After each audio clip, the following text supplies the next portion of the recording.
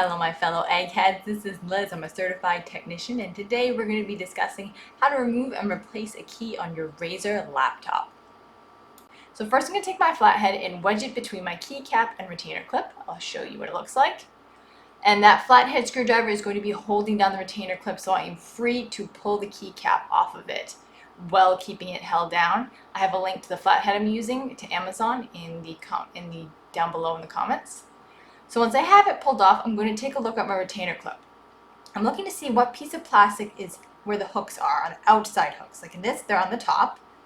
Another orientation it can look like is if they're on bottom like this. The outside hooks is what we're looking for, because if it's on bottom, then you would push down while prying off that portion first. If the outside hooks were on the top, then you would push up and pry that section out first. I'm showing you both ways because there can be variation even in the same model computer.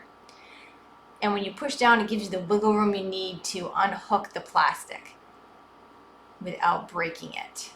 So these are on the bottom, so I'm doing the bottom portion first, and then once I get the bottom portion free, then I'm going to unhook it, and it would be the reverse if it was on top. Now I'm going to, because the bottom is what came off first, that is what's going to go get hooked back on.